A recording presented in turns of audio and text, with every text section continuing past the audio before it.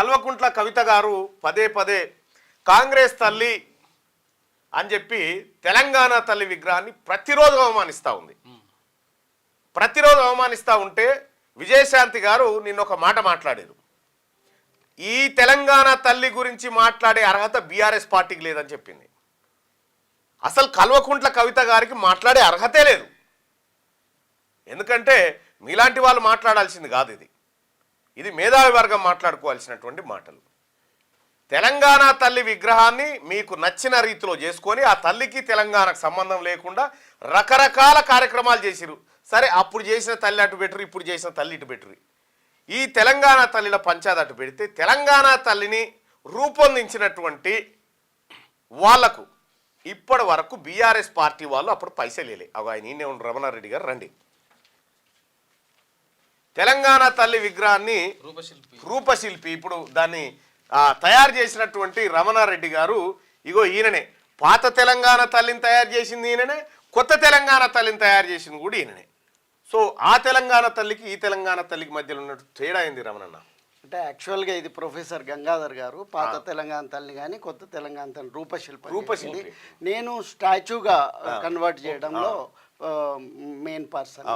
So ఇక్కడ అంటే అక్కడికి ఇక్కడికి చాలా తేడా ఉంటుంది. ఎందుకంటే అది ఉద్యమ టైంలో ఉద్యమ అవసరాల కోసం ఇప్పుడు మనం ఊర్లలో మైసమ్మ, ఎల్లమ్మ, పోచమ్మ అన్ని గ్రామ దేవతలను మనం పూజిస్తాం.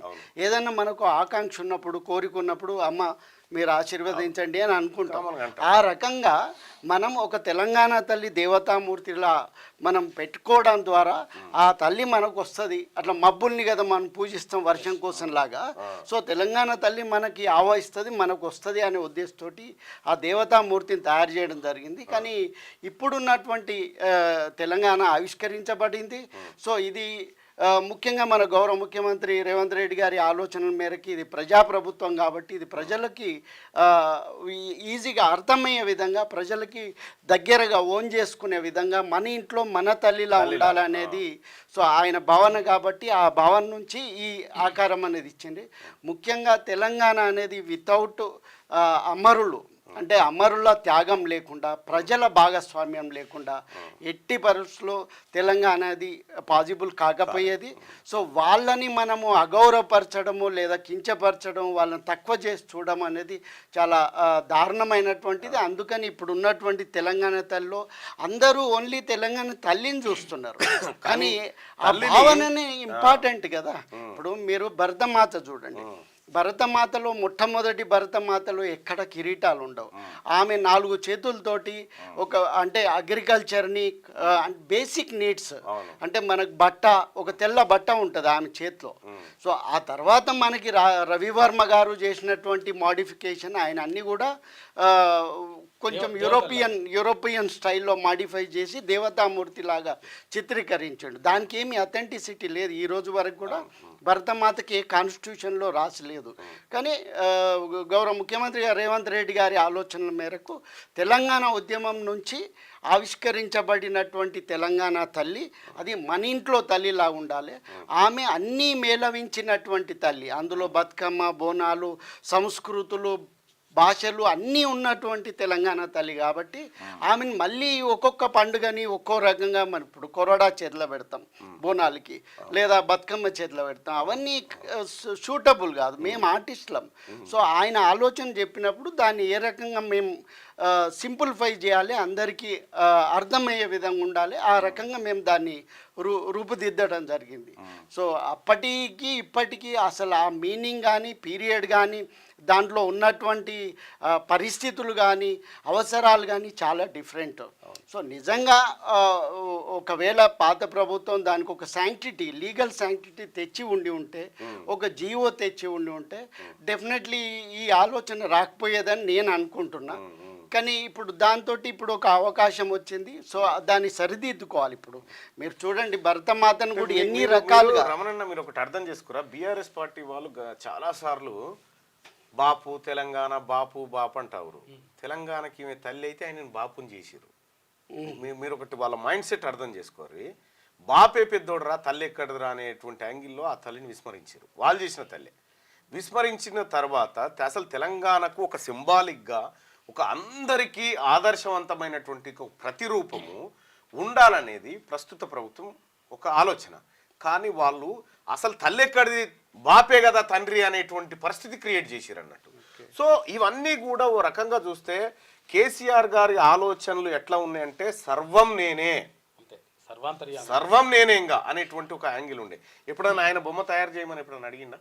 లేదు, నేను అంటే నాకు అంత టైం కూడా లేకపోయేది. ముఖ్యంగా ఏంటంటే నేను నా పని చేస్తూ ఎప్పుడైనా ఇప్పుడు ఉద్యమ టైంలో కూడా నేను పూర్తిగా డెడికేటెడ్గా తెలంగాణ కోసం పనిచేయడం జరిగింది. నేను యాక్చువల్గా జర్మనీలో ఉండేవాడిని, కానీ 2009 నుంచి నేను పూర్తిగా ఇండియాలో ఉన్నా. సో ఆ టైంలో విస్తృతంగా తిరగడం జరిగింది. ఈవెన్ బీఆర్ఎస్కి కూడా, అంటే అప్పుడు టీఆర్ఎస్ వాళ్ళ 10 years లోగో కావచ్చు, లేకపోతే 13 years లోగో కావచ్చు, బ్యాక్ డ్రాప్స్ కావచ్చు, ఎక్కడ నేను ఒక్క రూపాయి ఆశించకుండా నా స్వంత డబ్బులతోటి నా స్వంత పెట్రోల్ పోసుకొని నా కారులో నేను తిరిగిన ఉద్యమంలో భాగస్వామ్యమైన రమణారెడ్డి పైసల కోసం నందిని సిద్ధారెడ్డి గారు అంటున్నారు కదా.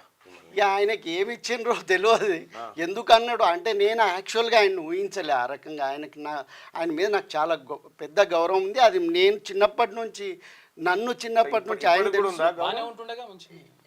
డెఫినెట్లీ ఉంది. అంటే ఆయనతోటి ఎవరన్నా అనిపించుంటారేమో, మరి అంత ప్రెషర్ ఎందుకు వచ్చిందో నాకు అర్థమైతే లేదు. ఆయన క్యారెక్టర్ అయితే చాలా మంచివాడు, మంచి కవి, గొప్ప మేధావి.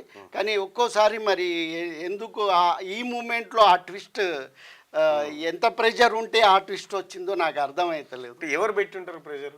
ఇక ఇప్పుడు ఆయన ఉండే ఊరు, ఆ చుట్టుపక్కల ఉండే ఆయన చుట్టూ తిరిగే వాళ్ళు ఉంటారు కదా. సో డెఫినెట్లీ ఆ ప్రెషర్ ఆయన ఎప్పుడూ రెగ్యులర్గా, ఇప్పుడు ఒకప్పుడు ఆయన మంచి అభ్యుదయ భావాలతోటి మంజీరా రచయితల సంఘం అని ప్రారంభించారు. సో మంచి మంచి రైటర్స్, పోయెట్స్ అందులో ఉన్నారు. ఇప్పటికీ అద్భుతంగా ఉన్నది. కానీ ఆ ఇంజన్ కొంచెం రాంగ్ రూట్లో పోతుంది. ఇంజన్ రాంగ్ రూట్లో ఉంది. సో పాత విగ్రహం తయారు చేసినప్పుడు దానికి ఎంత ఖర్చు అయింది?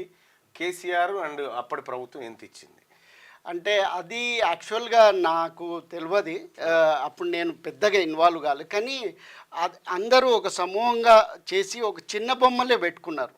అన్ని ఫైబర్ గ్లాసు, సిమెంటు. సో ఈ రకంగా అందులో పసునూరు దయాకర్ కూడా ఆ డిజైన్ కన్ఫామ్ అయిన తర్వాత ఆయన కూడా కొన్ని శిల్పాలు చేయడం జరిగింది. ఇట్లా రకరకాల వ్యక్తుల ఇన్వాల్వ్మెంట్ తోటి అదొక మూమెంట్ అవసరం. సో కాబట్టి అక్కడ ఫైనాన్షియల్ అది బ్రాంజ్లో చేయాలి లేకుంటే గొప్పగా చేయాలి అనేది లేదు. అక్కడ మన ఐడెంటిటీని క్రియేట్ చేసుకోవాలి. నేనేమంటున్నా, గతంలో మీరు చేసిన పనికి వాళ్ళు డబ్బులు చెల్లించారా? లేదు, అది అప్పుడు తెలంగాణ తల్లికి అది ఓన్లీ మూమెంట్. కానీ నాకు డబ్బులు చెల్లించింది మొదటి శకటం. తెలంగాణ వచ్చిన తర్వాత మొట్టమొదటి శకటాన్ని ఢిల్లీలో మనం ప్రజెంట్ చేసినాము. అది బోనాలు థీమ్ మీద. అది ఆంధ్రప్రదేశ్ని సెలెక్ట్ చేసుకొని తెలంగాణని అవాయిడ్ చేశారు. సో అది ముందు ఆ కమిటీ అనేది అప్రూవ్ చేసింది. కానీ అందులో ఉండే ఒక పెద్ద ఆఫీసర్ ఎవరో ఆంధ్ర ప్రాంతం అతను, ఆయన దాన్ని రిజెక్ట్ చేసిండు.